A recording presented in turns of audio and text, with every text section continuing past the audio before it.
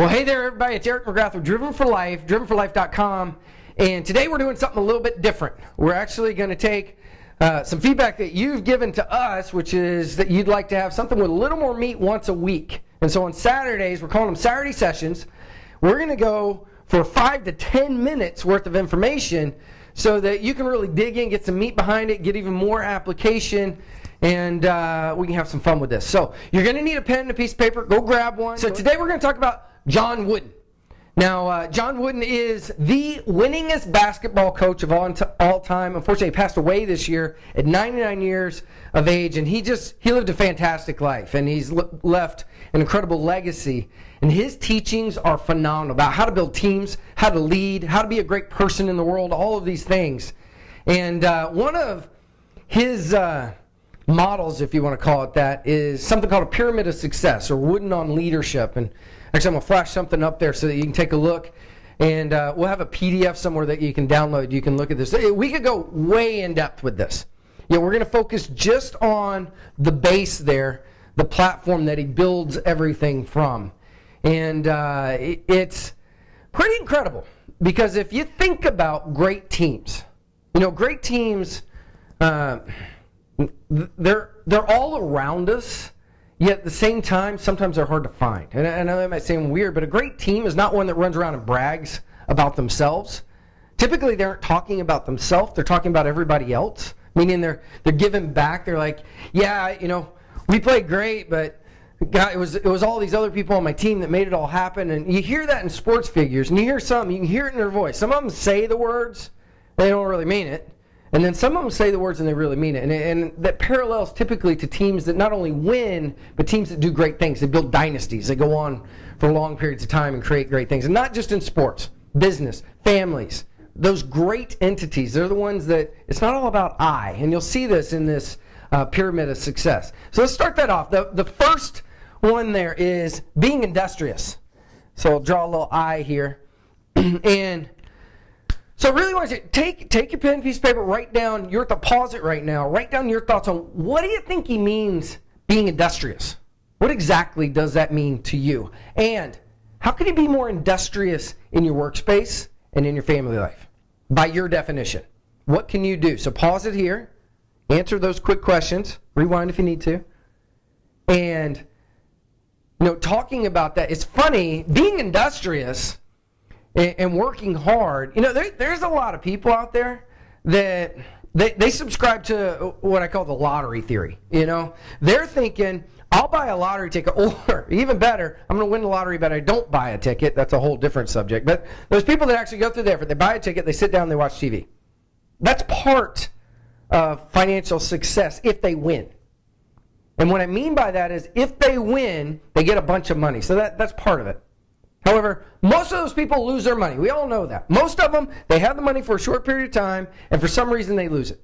And the reason being, because being financially successful has very little to do with the money. It has so much to do with the mindset that goes with the money. And the mindset has to come first. If you get the money without the mindset, it goes away.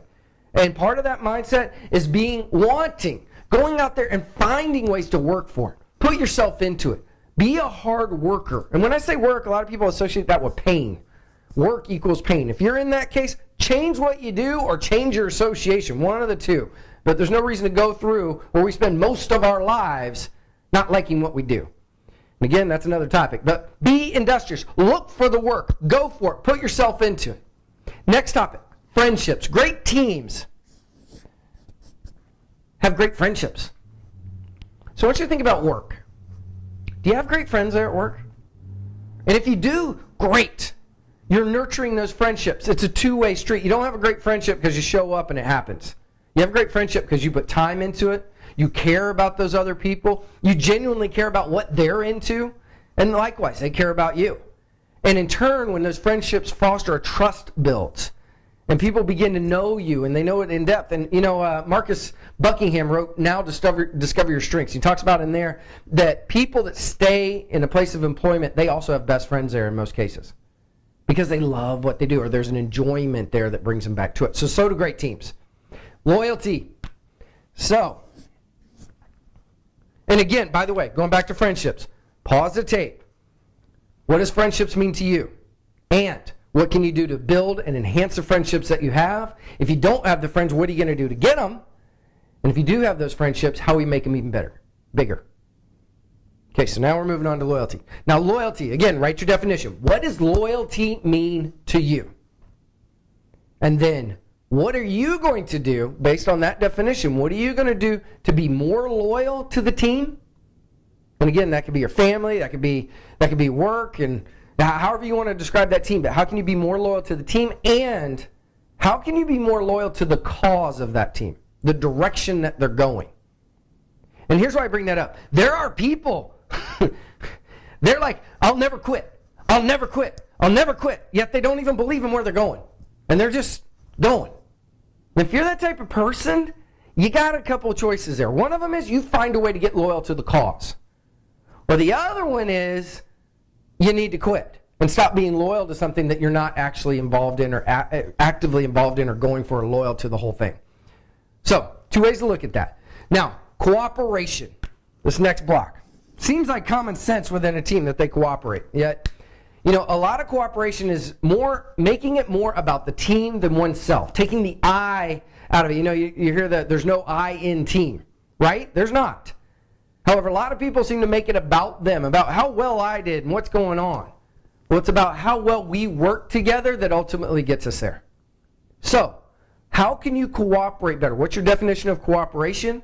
How can you bring more cooperation into your workforce, to your family, to whatever that team is? What are you going to do differently? Okay, moving on to the next one. Enthusiasm. One of my favorites by far. Now, when you look at enthusiasm, interesting enough, enthusiasm actually, the definition is of the Spirit. So coming from within. You know what? You can tell if somebody's enthusiastic, and they don't even have to say anything. If you're excited about what's going on, it just radiates. It comes off of us. And people notice it. And so, what are you going to do? What's your definition? Well, I've given you a definition of enthusiasm. However, using your definition of enthusiasm, what are you going to do to be more enthusiastic? And how are you going to give back to the team that spirit, that vibrance? How are you going to dedicate yourself to it? And I'll tell you, take all of these together, and what they do is they build trust and they enhance communication.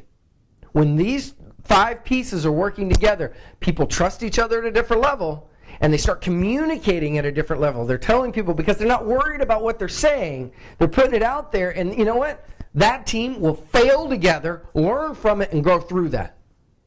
Versus the team that fails and they crumble and they fall apart. And my question to you is, what type of team do you have? And as a leader within that team, you are just as responsible for whatever level that team is as everyone else there. So if you got a dynamic team, great job. And if you got a team that needs work, which we all need work in one way or another, then how are you going to improve it? How are you going to focus on the fundamentals? And what are you going to bring to the table today and this week to make it a lot better? So anyway, Eric McGrath, Driven for Life, drivenforlife.com. Thank you for spending a little more time with us today. Appreciate your feedback and your comments. Keep them coming. And make today your absolute best day.